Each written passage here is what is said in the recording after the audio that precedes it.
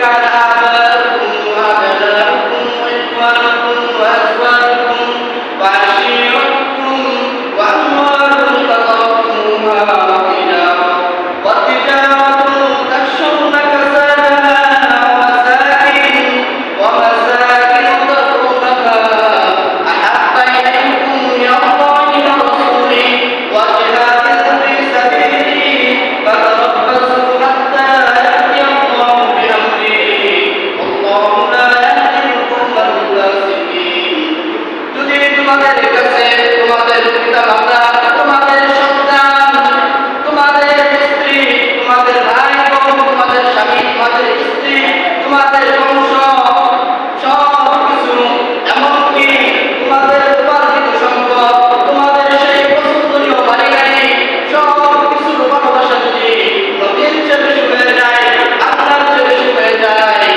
তাহলে মনে রাখবে তোমাদের জন্য শাস্তি অপেক্ষা করছে তোমরা শাস্তির সম্মুখীন হবে আর যদি তোমাদের পিতামাতা তোমাদের দাদা দাদি তোমাদের নানা নানি তোমাদের সন্তান সন্ততি তোমাদের স্বামী তোমাদের স্ত্রী তোমাদের ধন সম্পদ তোমাদের নানি তোমাদের বাড়ি তোমাদের গাড়ির চেয়ে তোমাদের কাছে যদি আল্লাহর ভালোবাসা আল্লাহর হাবিবের ভালোবাসা বেশি হয়ে যায় তবে কার হাসর হবে নবীর সাথে আল্লাহু আকবার কার হাসর হবে আল্লাহর নবীর সাথে কার হাসর হবে তোমার নবীর সাথে তুমি নবীর সাথে জান্নাতে থাকতে পারবে সিদ্দিকীদের সাথে জান্নাতে থাকতে পারবে শুহাদা সালিহিনদের সাথে তুমি জান্নাতে থাকতে পারবে কোরআনের কথা কোরআনুল কারীমে আল্লাহ কোরআন বলেছেন যখন সব কিছু হচ্ছে ভালোবাসা আমার হচ্ছে ভালোবাসা সব কিছু হচ্ছে ভালোবাসা আমার ব্যক্তি জীবন পারিবারিক জীবন সামাজিক জীবন রাষ্ট্রীয় জীবন থেকে শুরু করে দুনিয়ার সমস্ত ভালোবাসা থেকে আমার কাছে আমার প্রিয় নবীর ভালোবাসা বেশি হয়ে যাবে তখন আল্লাহ রাব্বুল আলামিন বলেন তুমি খাঁটি মুমিন হয়ে যাবে বলেন সুবহানাল্লাহ এজন্য যদি খাঁটি মুমিন হতে চাই আল্লাহর খাঁটি মুমিন বান্দা হতে চাই নবীর খাঁটি উম্মত হতে চাই একমাত্র কেবলমাত্র শুধুমাত্র একটি পথ নবীকে ভালোবাসতে হবে নবীর তরিকায় চলতে হবে যদি নবীর ভালোবাসা আমার ভিতরে না আসে নবীর তরিকা যদি আমার জীবনে বাস্তবায়ন না হয় তাহলে মনে রাখবেন আমি পরিপূর্ণ মুমিন নই আমি পরিপূর্ণ মুমিন বান্দা নই আমি পরিপূর্ণ উম্মতে মুহাম্মাদি নই এজন্য পরিপূর্ণ উম্মতে মুহাম্মাদি যদি হতে চাই একমাত্র কেবলমাত্র নবীর ভালোবাসা নবীর মুহাব্বত আমাদের ভিতরে থাকতে হবে এজন্য আল্লাহ রাব্বুল আলামিন কোরআনুল কারীমে বলে দিয়েছেন সেই সাথে নবী করিম সাল্লাল্লাহু আলাইহি ওয়াসাল্লাম হাদিসে বলেছেন لا يؤمن أحدكم حتى أكون أحب إليه من والده وولده والناس أجمعين وقال الله তোমরা পরিপূর্ণ মুমিন মুসলমান হতে পারবে না لا يؤمن পরিপূর্ণ মুমিন হতে পারবে না لا يؤمن أحدكم حتى أكون أحب إليه من والده وولده والناس أجمعين যতক্ষণ পর্যন্ত তোমার পিতা তোমার মাতা দুনিয়ার সমস্ত মানুষের চেয়ে আমি মুহাম্মদ তোমার কাছে প্রিয় না হব ততক্ষণ পর্যন্ত তুমি পরিপূর্ণ আমার উম্মত হতে পারবে না এজন্য আল্লাহ কোরআনুল কারীমে বলেছেন নবীজি হাদিসেও বলেছেন যদি তুমি পরিপূর্ণ আমার বান্দা হতে চাও আর পরিপূর্ণ আমার উম্মত হতে চাও তাহলে দুনিয়ার সব কিছু হচ্ছে আমার ভালোবাসা তোমার ভিতরে থাকতে হবে পিছনের কথা বলবো না আমার ভালোবাসা তোমাদের কাছে সবচেয়ে বেশি থাকতে হবে মোহতারাম হাজির এজন্য কিভাবে আমি বলতেছিলাম আজকে নবীর ভালোবাসা মহব্বত নিয়ে আলোচনা কিভাবে সেই নবীর ভালোবাসা আমার ভিতরে আসবে যে ভালোবাসা ছাড়া যে নবীর ভালোবাসা ছাড়া আমি উম্মত হতে পারবো না খাঁটি মুমিন হতে পারবো না সেই ভালোবাসা তিনভাবে নবীজি বলেছেন তিন তরিকায় আমার ভালোবাসা আসবে এক নম্বর হুব্বি তরিক নবী সাল্লাল্লাহু আলাইহি ওয়াসাল্লাম ওয়া সুন্নতি নবীজিকে ভালোবাসতে হবে তার সুন্নতকে ভালোবাসতে হবে দুই নম্বর হুব্বি আসহাবে রাসূলুল্লাহ সাল্লাল্লাহু আলাইহি ওয়াসাল্লাম নবীজির সাহাবায়ে কেরামকে ভালোবাসতে হবে তিন নম্বর হুব্বুল আরবদেরকে ভালোবাসতে হবে আমি এক একটি যদি সময় থাকে আমি তিনটারই ব্যাখ্যা করব মুহতারাম আমাদের সর্বশেষ বলা হচ্ছে হুব্বুল আরব এই তিনভাবে আমাকে ভালোবাসতে পারবে তার হুব্বুল আরব তিন নম্বর হলো আরবদেরকে তোমাদের ভালোবাসতে হবে এখানে একটা বিষয় পরিষ্কার রাখা দরকার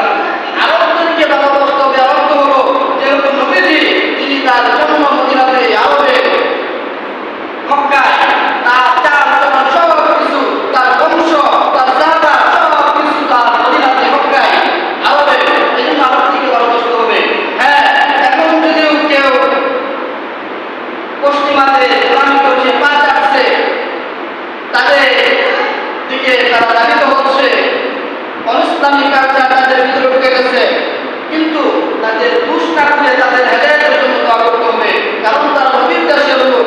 নবীজি বলেছেন তোমরা আরবদেরকে ভালোবাসো। ভালোবাসার অর্থ হলো যদি তারা হেদায়েতের পথে থাকে তাদেরকে অনুসরণ করো, আর যদি তারা পৃথিবীর কোনো বড় শক্তির অনুসরণ শুরু করে তাদেরকে তাদের জন্য হেদায়েতের দোয়া করো। যদি তাদের পক্ষে হেদায়েত না থাকে আল্লাহ যেন তাদের দুনিয়া থেকে বিদায় দিয়ে দেয়। মুহতারাম হাজিরিন, এজন্য নবীজি বলেছেন 3 নম্বরে হব্বুল আরব, আরবদেরকে ভালোবাসো। আরবদেরকে গালিগালাজ করা যাবে না, কারণ নবীর বংশ হতে পারে তারা। আর তাদেরকে আমরা গালি দেই, সেই গালিটা নবীর গায়ে রাখতে পারে। এজন্য নবীজি বলেছেন আর যদি সেই গালিটা আমার গায়ে লেগে যায় আল্লাহ নারাজ হয়ে তোমাদের বিরাট আযাব আসতে পারে। এজন্য আমাকে ভালোবাসবে 3 ভাবে। 1 নম্বর হলো আমার আদর্শ পালনের মাধ্যমে, আমার তরিকা তোমাদের জীবনে বাস্তবায়ন করবে। 2 নম্বর হলো আমার সাহাবায়ে কেরাম, তারা প্রত্যেকটা কুল্লু সাহাবী, প্রত্যেকটা সাহাবী তারা ন্যায় ইনসাফের উপর আছেন। নবীজি বলেছেন প্রত্যেকটি সাহাবী তারা ইনসাফের উপর আছেন, এই সাহাবীকে অনুসরণ করবে তার মাধ্যমে তুমি জান্নাতে প্রবেশ করতে পারবে। এজন্য সাহাবাকে অনুসরণ করতে হবে, কোনো সাহাবাকে গালিগালাজ করা যাবে না।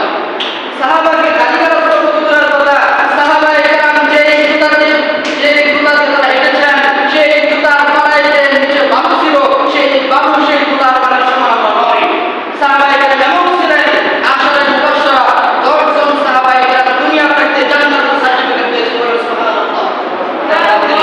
প্রত্যেকটা সাহাবায়ে কেরাম উদুম ছিলেন, ইনসান ছিলেন। নবীজি বলেছেন এর মধ্যে 10 জন সাহাবীকে নাম করে বলেছেন যে তোমরা দুনিয়া থেকে সুসংবাদ, তোমরা জান্নাতে। সুবহানাল্লাহ। এজন্য কোনো সাহাবায়ে কেরামকে গালি তো দূরের কথা, সাহাবায়ে কেরামের প্রতি কোনো বেয়াদবিমূলক কথা প্রদর্শন করা যাবে না, কোনো কথা বলা যাবে না, কোনো সমালোচনা করা যাবে না। 3 নম্বর হলো হুব্বুল আরব, আরবদেরকে ভালোবাসতে হবে। মুহতারাম হাজিরিন, আজকে সাহাবায়ে কেরাম নবীর প্রতি কেমন ভালোবাসা ছিল এবং নবীর ভালোবাসা সাহাবায়ে কেরামের প্রতি কেমন ছিল, আজকে এই বিষয়ে একটু আলোচনা করব। বাকি দিনটা হয়তো সময় হবে না।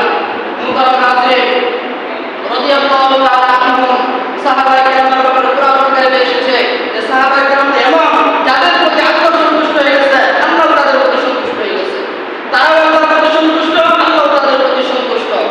সাহাবায়ে কেরাম নবীকে কেমন ভালোবাসেন, কিভাবে কি পরিমাণ ভালোবাসেন তারা বেশিছেন, নবীজিকে কি পরিমাণ মহব্বত করেছেন। উহুদের ময়দানে যুদ্ধ চলতেছে, সবাই মনোযোগ দেই। উহুদের ময়দানে যুদ্ধ চলতেছে, যুদ্ধ চলাকালে মুসলমানদেরকে কাবু করার জন্য, মুসলমানদেরকে দুর্বল করার জন্য একটি কুচক্র, শয়তানের দল, মুশরিকদের দল, তারা ছড়িয়ে দিল যে নবী মুহাম্মদ এই উহুদের ময়দানে শহীদ হয়ে গেছে, মুসলমানদেরকে দুর্বল করার জন্য। আর সেই উহুদ ময়দান মদিনা থেকে 3 মাইল দূরে, এই 3 মাইল নিকটে। এই জন্য অতি তাড়াতাড়ি পৃথিবী তখন মোবাইল ইন্টারনেটের যুগ ছিল না, কিন্তু কাছে হওয়ার কারণে অতি তাড়াতাড়ি অতি দ্রুত সময়ে এই খবর মদিনাতে ছড়িয়ে গেল, পৌঁছে গেল যে নবী মুহাম্মদ উহুদের ময়দানে শহীদ হয়ে গেছে। এই খবর মদিনায় পুরা ছড়িয়ে গেল। উহুদের ময়দানে যুদ্ধ চলতেছে, যুদ্ধ চলাকালীন নবী মুহাম্মদ শহীদ হয়ে গেছে। এটা কেন করেছে তারা? যাতে করে মুসলমানদেরকে কাবু করে, মুসলমানদের দুর্বল করতে পারে, মুসলমানরা যাতে পরাজয় লাভ করে, এজন্য তারা এটা ছড়িয়ে দিচ্ছে। আর এই আওয়াজ, এই সংবাদ পুরা মদিনাতে গলিতে গলিতে ছড়িয়ে গেল।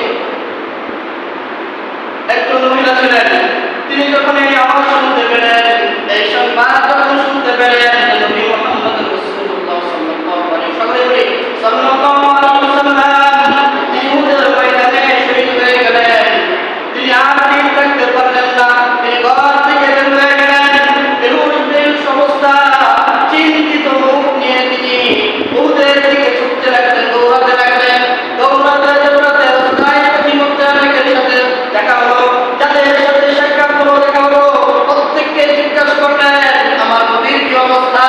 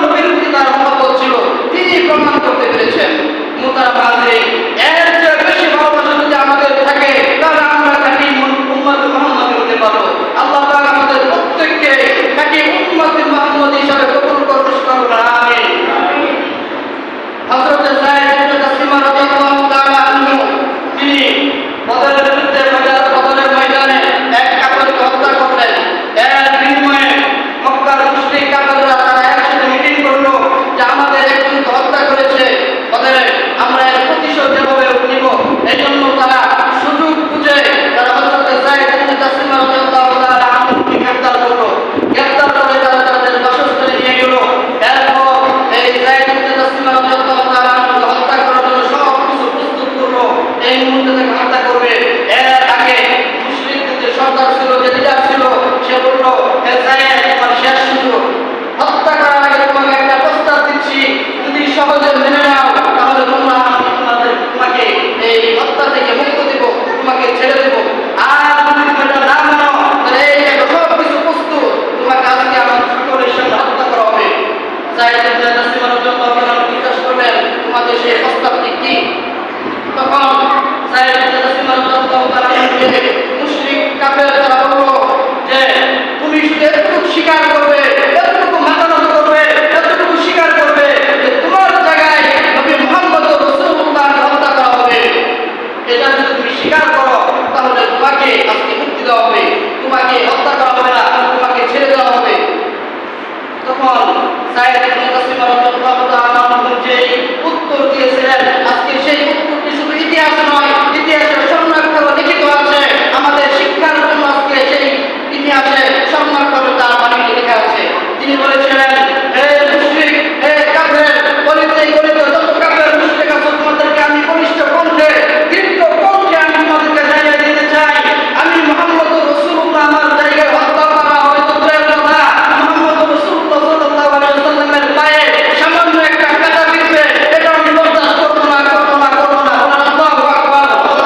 এই পরিমাণ ভালোবাসা সাহাবায়ে কেরামের ভিতরে ছিল, তাকে তার জায়গায় মুহাম্মদকে হত্যা করা হবে এটা স্বীকার করবে তো দূরের কথা, মুহাম্মদ রাসূলুল্লাহ সাল্লাল্লাহু আলাইহি ওয়াসাল্লামের পায়ে কাঁটা বিঁধবে এতটুকু তিনি সহ্য করে নিতে পারেন নাই। তিনি জীবন দিয়ে হলেও মুহাম্মদ রাসূলুল্লাহ সাল্লাল্লাহু আলাইহি ওয়াসাল্লামকে রক্ষা করার চেষ্টা করেছেন। তিনি জীবন দিয়ে হলেও মুহাম্মদ রাসূলুল্লাহ সাল্লাল্লাহু আলাইহি ওয়াসাল্লামের আদর্শকে তিনি ধরে রাখার চেষ্টা করেছেন।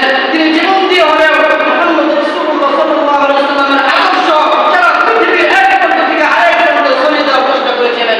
এই পরিমাণ ভালোবাসা সাহাবায়ে কেরামের ভিতরে ছিল। মুহতারাম নাযরিন,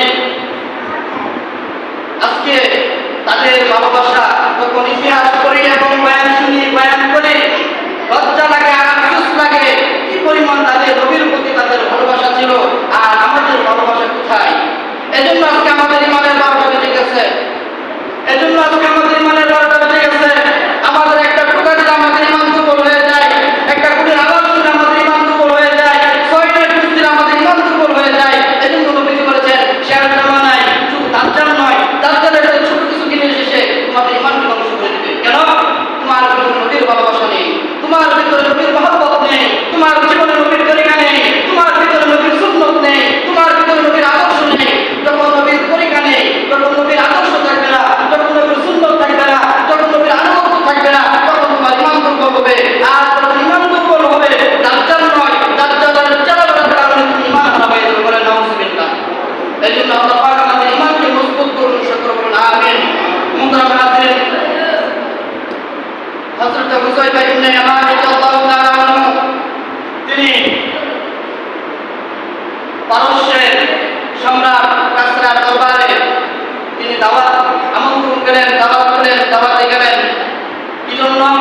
তারা মুসলমানগণ সেই পারস্যে আক্রমণ করেছিল। এজন্য এই আলোচনা কিভাবে এই দুই দেশের মধ্যে মুসলমান এবং মুসলিমদের মধ্যে কিভাবে সমাধান করা যায়, এই সমাধানের জন্য আলোচনার জন্য বৈঠক ডাকা হলো। হযরত হুযায়ফা ইবনে ইয়ামান রাদিয়াল্লাহু তাআলা আনহুকে ডাকা হলো। হযরত হুযায়ফা ইবনে ইয়ামান রাদিয়াল্লাহু তাআলা আনহু তিনি কিছু সাথীবর্গদেরকে নিয়ে, কিছু সৈন্য নিয়ে তিনি তার দরবারে গেলেন। তো বাদশাহ নিয়ম অনুযায়ী দরবারে যাওয়ার পর আমন্ত্রণ করলেন, আমন্ত্রণের পর আপ্যায়নের ব্যবস্থাপনা করলেন। খাবার দাবারের সময় হলো। হযরত হুযায়ফা ইবনে ইয়ামান রাদিয়াল্লাহু তাআলা আনহু তিনি খাবার খেতে বসলেন। এখানে অনেকেই ছিল, যেমনিভাবে মুসলমানদের পক্ষ থেকে হযরত হুযায়ফা ইবনে ইয়ামান ছিলেন, যেমনিভাবে কাফেরদের পক্ষ থেকে পারস্যের সম্রাট, পারস্যের বাদশাহ কাসরা তিনি ছিলেন। তার নেতা সবাই ছিল, তার সেনাপতি সবাই ছিল, অসংখ্য অনেক লোক ছিল। তার আপ্যায়নের যখন ব্যবস্থাপনা হলো, খাবার শুরু করলো, তখন হযরত হুযায়ফা ইবনে ইয়ামান রাদিয়াল্লাহু তাআলা আনহু, আসলে এগুলো ঘটনা আমাদের শিক্ষার জন্য আল্লাহ তাআলা পাঠিয়ে গেছেন। এই ঘটনা যদি না ঘটতো আজকে আমরা শিক্ষা কোথায় পেতাম? হযরত হুযায়ফা ইবনে ইয়ামান রাদিয়াল্লাহু তাআলা আনহু খেতে বসলেন। প্লেট থেকে একটি খাবার পড়ে গেল, একটি লুকমা পড়ে গেল। হঠাৎ করে হযরত হুযায়ফা ইবনে ইয়ামান রাদিয়াল্লাহু তাআলা আনহু হাদিস মনে পড়ে গেল। আল্লাহর নবী সাল্লাল্লাহু আলাইহি ওয়াসাল্লাম বলেছেন, যখন প্লেট থেকে কোনো খাবার পড়ে যায়, কোনো লুকমা পড়ে যায়, সেই খাবার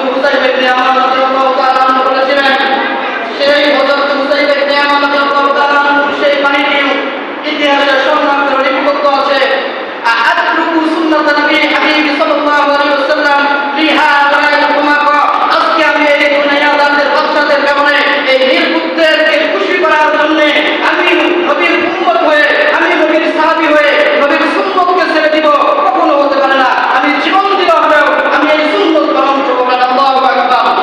সাহাবায়ে কেরামের ভিতরে নবীর আদর্শ, নবীর সুন্নাত, নবীর ভালোবাসা কেমন ছিল মুহতারাম হাজিরিন। আজকে খুবই আফসোস লাগে আজকে সাহাবী যেই পরিমাণ সাহাবীর ভিতরে শুধু একটা লুকমা পড়ে গেছে, তিনি এটা লজ্জা পাবে, অপমানিত হবে না কি হবে, ঠাট্টা করবে না কি হবে, উপহাস করবে কি করবে, চিন্তা চেতনা বাদ দিয়ে তিনি লুকমা উঠিয়ে খেয়ে দিয়েছেন। কেন? তার ভিতরে নবীর ভালোবাসা ছিল। কিন্তু আজকে আমি তাদেরকে বলতে চাই, আরব দেশে হয়েও, আরব দেশের রাজা প্রজা হয়েও তারা সব কিছু নবীর বংশধর, নবীর দেশের মানুষ হয়েও তারা আজকে পৃথিবীর পরাশক্তির পা আছে, তাদের গোলামি করছে। এই জন্য তাদের আজকে ধ্বংস অনিবার্য। মুহতারাম হাজিরিন, যখন নবীর ভালোবাসা আমাদের ভিতরে চলে আসবে, আমাদের সম্মান আল্লাহর পক্ষ থেকে আসবে। আর যখন নবীর সুন্নাত, নবীর ভালোবাসা, নবীর আদর্শ আমাদের থেকে দূরে চলে যাবে, তখন আমাদের জন্য সম্মানের জায়গায় অসম্মান হবে, আমাদের জায়গায় আমাদের ভিতরে অসম্মান আর নির্যাতন আর নিপীড়িত হবে। আল্লাহ রাব্বুল আলামিন কুরআনুল কারীমে বলেছেন, ওয়ালান তারদু আনকাল ইয়াহুদ ওয়ালান তারদু আনকাল ইয়াহুদ ওয়ালান নাসারা হাত্তা তাত্তাবি মিল্লাতাহুম। তোমরা ইহুদিদের পা চাটবে, তোমরা ইহুদিদের গোলামি করবে, পৃথিবীর পরাশক্তির গোলামি করবে, তারপরও তারা সন্তুষ্ট হবে না।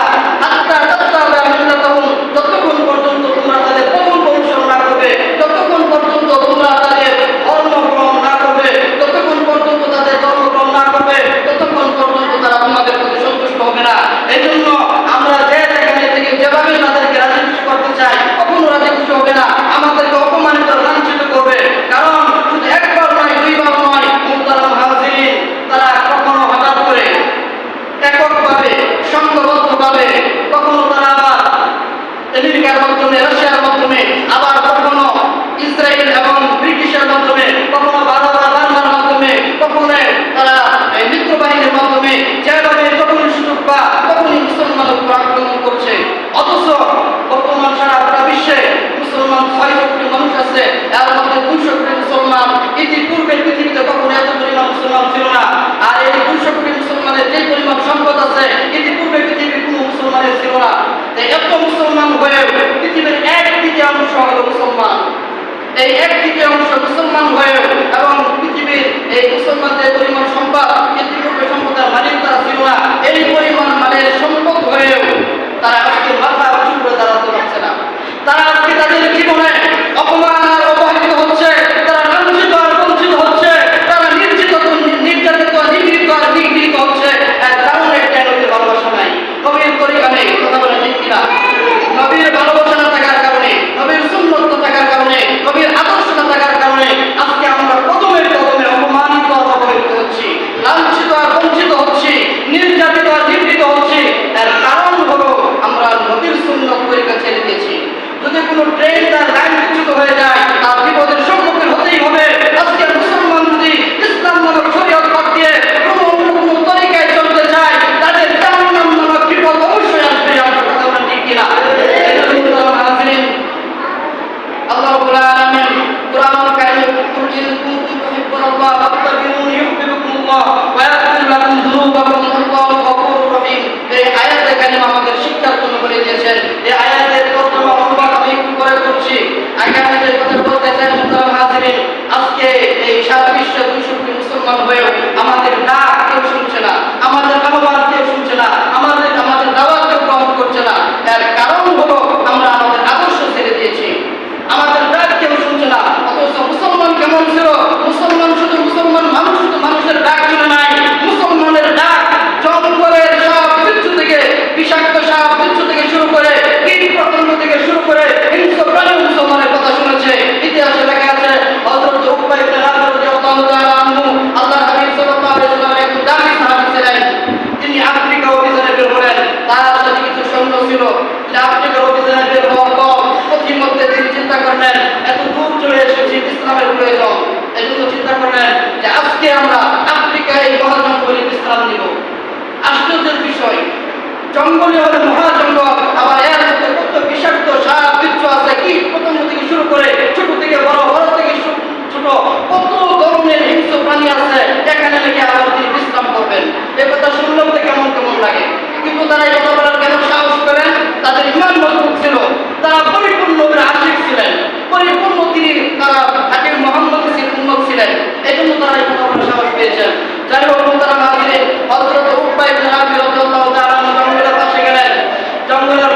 ঘোষণা দিলেন, হে জঙ্গলের বাসিন্দারা, হে জঙ্গলের বিষাক্ত সাপ বিচ্ছু, হে জঙ্গলের কীট পতঙ্গ, হে জঙ্গলের হিংস্র প্রাণী, তোমরা যারাই আছো, আমরা মুহাম্মদ রাসূলুল্লাহ সাল্লাল্লাহু আলাইহি ওয়াসাল্লাম শেষ নবীর সাহাবী, আমরা এখানে উপস্থিত হয়েছি, ইসলামের দাওয়াত দেওয়ার জন্য এসেছি, এই আফ্রিকা অভিযানে আমরা এসেছি।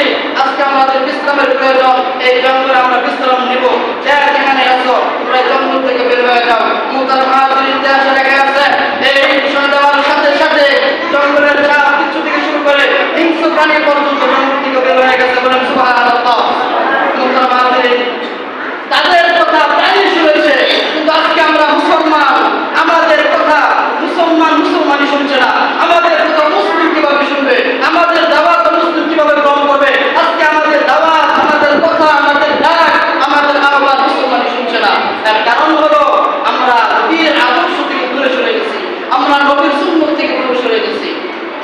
এই জন্য তাদের ভিতরে নবীর আদর্শ ছিল বিদায় হযরত উকবা ইবনে রাফি রাদিয়াল্লাহু তাআলা আহ্বান প্রাণী পর্যন্ত শুনেছে। মুহতারাম হাজিরিন,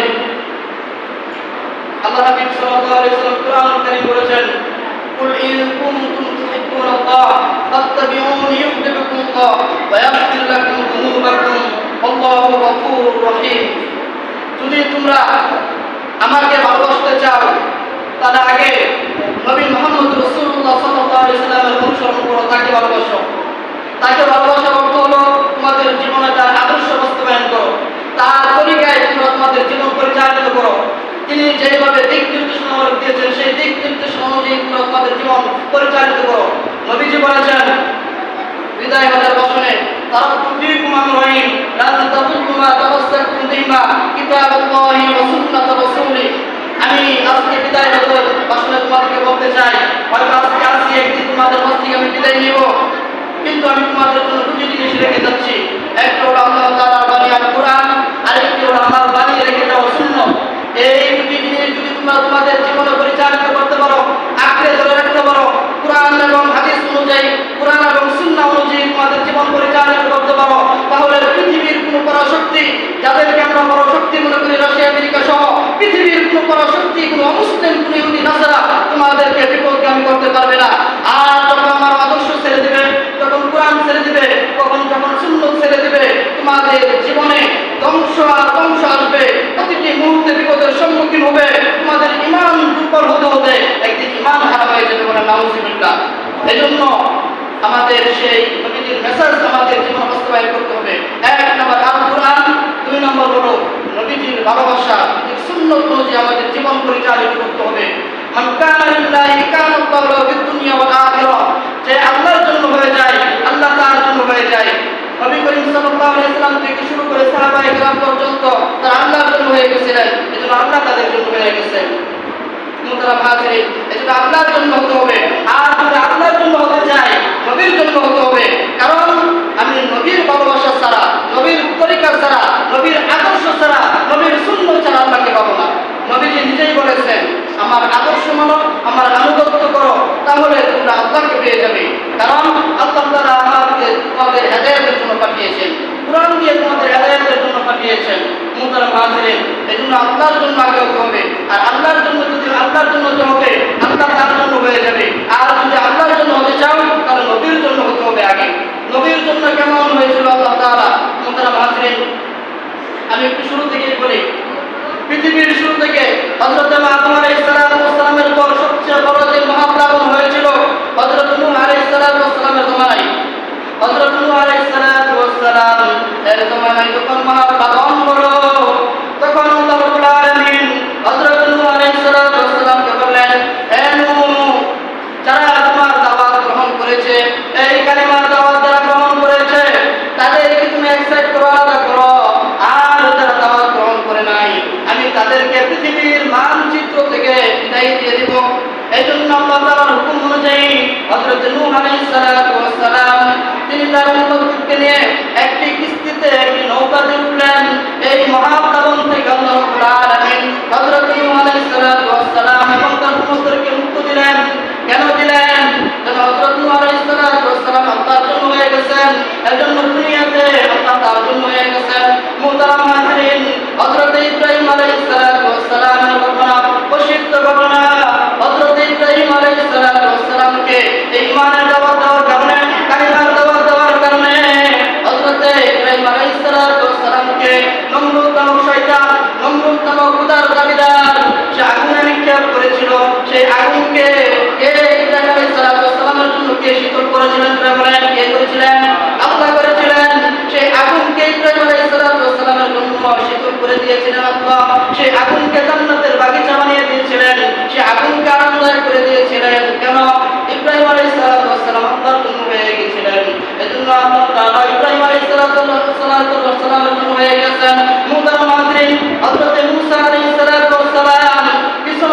করাও দাওয়া দিল। হযরত মুসা আলাইহিস সালাম তার সৈন্যবাহিনী নিয়ে তার উম্মতদেরকে নিয়ে সমুদ্রের পথে পাড়ি দিলেন। বিসমিল্লাহ বলে সমুদ্র পার হলেন। সঙ্গে সঙ্গে বড় রাস্তা হয়ে গেল। বলেন আল্লাহু আকবার। সঙ্গে সঙ্গে বড় রাস্তা হয়ে গেল। আল্লাহ তাআলার এই বড় রাস্তা দিয়ে তিনি সমুদ্র পাড়ি দিলেন। এটা কে করলেন? আল্লাহ তাআলা করলেন। কেন? হযরত মুসা আলাইহিস সালাম আল্লাহর জন্য হয়ে গেছেন, এজন্য আল্লাহ তাআলার জন্য হয়ে গেছেন। আল্লাহ রাব্বুল আলামিন আকেন আল্লাহর তাজদার মদিনা রাহমাতুল আলামিন মুহাম্মদুর রাসূলুল্লাহ সাল্লাল্লাহু আলাইহি ওয়াসাল্লামের জন্য আল্লাহ তাআলা হয়ে গিয়েছিলেন। বদরের ময়দানে, বদরের যুদ্ধে 1000 মুশরিক কাফের সৈন্যবাহিনীর মোকাবেলায় মাত্র 313 জন দিয়ে বিজয় লাভ করেছিলেন। কথা ঠিক কিনা? 313 জন দিয়ে তিনি বিজয় লাভ করেছেন। কেন? বদরের প্রান্তে এক পাশে আল্লাহর হাবিব সাল্লাল্লাহু আলাইহি ওয়াসাল্লাম সিজদায় পড়ে পড়েন, চোখের পানি বলেন। হযরত আবু বকর সিদ্দিক রাদিয়াল্লাহু তাআলা বললেন, ইয়া রাসূলুল্লাহ, চোখের পানি ফেলতে ফেলতে, চোখের পানি বের করতে করতে আপনার জীবনকে আপনি শেষ করে দিবেন কিনা? মাথা তুলুন, আল্লাহ তাআলা তার দোয়া কবুল করেছেন। এই পরিমাণ সিজদা করেছিলেন, এই পরিমাণ আল্লাহ তাআলার কাছে কান্নাকাটি করেছিলেন। তিনি আল্লাহর জন্য হয়ে গিয়েছিলেন। এজন্য আল্লাহ তাআলা 5000 প্রথমে 3000 পরে 2000 মোট 5000 ফেরেশতার মাধ্যমে 1000 সৈন্যের মোকাবেলায় বিজয় লাভ করেছিলেন। কোরআনকে আল্লাহ তাআলা করেছিলেন। কেন? নবী মুহাম্মদ রাসূলুল্লাহ সাল্লাল্লাহু আলাইহি ওয়াসাল্লাম আল্লাহর জন্য হয়ে গিয়েছিলেন। এজন্য আল্লাহ তাআলার জন্য হয়ে গেছেন। তাইফের ময়দানে তিনি অনেক রক্তাক্ত হয়েছেন এই কালিমার দাওয়াত দেওয়ার জন্য, কালিমা সারা পৃথিবীতে ছড়িয়ে দেওয়ার জন্য, ইসলামের দাওয়াত দেওয়ার জন্য তিনি অনেক রক্তাক্ত হয়ে গেলেন। মাথা থেকে পা পর্যন্ত তিনি রক্তাক্ত হয়ে গেল। এই কালিমার দাওয়াতের জন্য তিনি রক্তাক্ত হলেন। এই সময় আল্লাহ রাব্বুল আলামিন ঘোষণা করলেন, হে জিবরাইল, করোনা দেরি, যাও তাড়াতাড়ি আমার হাবিবের কাছে যাও, গিয়ে বলো তিনি যদি অনুমতি দেন তাহলে আমি এই তায়েফবাসীকে পাহাড়ের মাঝখানে চাপা দিয়ে দুনিয়ার মানচিত্র থেকে তাদেরকে বিদায় করে দেই। কিন্তু সেদিন আল্লাহর হাবিব সাল্লাল্লাহু আলাইহি ওয়াসাল্লাম বলেছিলেন, না না না, আমি এই উম্মতের ধ্বংসের জন্য আসি নাই, আমি রাহমাতুল লিল আলামিন, আমি এই উম্মতের ধ্বংসের জন্য আসি নাই, এই উম্মতের অভিশাপের জন্য আসি নাই। হয়তো তারা আমাকে চিনে নাই, হয়তো তারা আমাকে জানে নাই। এমন একদিন আসবে তারা ইসলাম গ্রহণ করে নাই, তারা কালিমা দাওয়াত গ্রহণ করে নাই, কিন্তু এমন একটা দিন আসবে তাদের পরবর্তী প্রজন্ম আল্লাহ তাআলা তাদেরকে হেদায়েত দিবেন, তারা কালিমা দাওয়াত গ্রহণ করবে। কেমন ছিলেন আমাদের নবী সাল্লাল্লাহু আলাইহি ওয়াসাল্লাম? উম্মতের ভালোবাসা, উম্মতের দরদ কেমন ছিল? আল্লাহ হাবিব সাল্লাল্লাহু আলাইহি ওয়াসাল্লাম তাআলা বললেন, খালি একবার অনুমতি দিন, তুই পাহাড়ের মাঝখানে চাপা দিয়ে পৃথিবীর মানচিত্র থেকে এই তায়েফবাসীকে সরিয়ে দিই, বিদায় করে দেই। কিন্তু আল্লাহ হাবিব সাল্লাল্লাহু আলাইহি ওয়াসাল্লাম দেন নাই। এই রক্তাক্ত অবস্থায় আল্লাহর জন্য কে হয়েছিলেন? এই নবী মুহাম্মদ রাসূলুল্লাহ সাল্লাল্লাহু আলাইহি ওয়াসাল্লামের জন্য কে হয়েছিলেন? আল্লাহ হয়েছিলেন। কেন? আল্লাহ তাআলা বলেন যে আল্লাহর জন্য হবে, আল্লাহ তার জন্য হবে। মুহতারাম হাজিরিন, একদম বাবা আদম আলাইহিস সালাম থেকে শুরু করে সর্বশেষ নবী মুহাম্মদ রাসূলুল্লাহ পর্যন্ত প্রত্যেকটা নবী, প্রত্যেকটা সাহাবী, প্রত্যেকটা উম্মত যখনই তারা আল্লাহর জন্য হয়ে গেছে তখন আল্লাহ তাদের জন্য হয়ে গেছেন। এজন্য আমাদের কার জন্য হতে হবে? আল্লাহর জন্য হতে হবে। আর আল্লাহর জন্য যদি হতে চাই, আল্লাহর নবীর তরিকা মানতে হবে। নবীজি তাই বলেছেন। আল্লাহ রাব্বুল আলামিন কুরআনুল কারীমে বলেছেন, ওয়া মান ইউতি'ল্লাহ ওয়া রাসূলা ফাউলাইকা মা'আল্লাযীনা আন'আল্লাহু আলাইহিম মিনান নাবিয়্যিন ওয়াস-সিদ্দীকিন ওয়াশ-শুহাদা'i ওয়াস-সালিহিন ওয়া হাসুনা উলাইকা রাফীকা। যারা আল্লাহর আনুগত্য করবে, যারা নবীর আনুগত্য করবে, তাদের হাসর নবীদের সাথে হবে। বলেন সুবহানাল্লাহ। তাদের জান্নাত হবে নবীদের সাথে, তাদের জান্নাত হবে সিদ্দিকদের সাথে, তাদের জান্নাত হবে শুহাদাদের সাথে, তাদের জান্নাত হবে নেককারদের সাথে। এইজন্য বেশি বেশি আল্লাহর হাবিব সাল্লাল্লাহু আলাইহি ওয়াসাল্লামের আনুগত্য করতে হবে, তার আদর্শ মানতে হবে। তাহলে আমাদের হাসর নবীর সাথে হবে, আমাদের জান্নাত নবীর সাথে হবে। নবী করিম সাল্লাল্লাহু আলাইহি ওয়াসাল্লাম বলেছেন, মান আহাব্বা সুন্নতি ফাকাদ আহাব্বানি ওয়া মান আহাব্বানি কানা মা'i ফিল জান্নাহ। যে আমার সুন্নতকে মহব্বত করলো, আমার সুন্নতকে মহব্বত করার অর্থ হলো তার মাথা থেকে পা পর্যন্ত, জন্ম থেকে মৃত্যু পর্যন্ত পুরোটা সময় আমার তরিকায় তার জীবন বাস্তবায়িত করবে, আমার আদর্শে আদর্শবান হবে, আমার সুন্নত মেনে চলবে, আমি যা করতে বলেছি তা করবে, যা থেকে নিষেধ করেছি তার থেকে বিরত থাকবে। তাহলে সে খাঁটি উম্মত হয়ে যাবে, সে খাঁটি মুমিন হয়ে যাবে। তাহলে সে আমাকে মহব্বত করলো। আর যে আমাকে মহব্বত করলো, ফাকাদ আহাব্বানি, যে আমাকে মহব্বত করলো, কানা মা'i ফিল জান্নাহ, কানা জান্নাতে আমার সাথে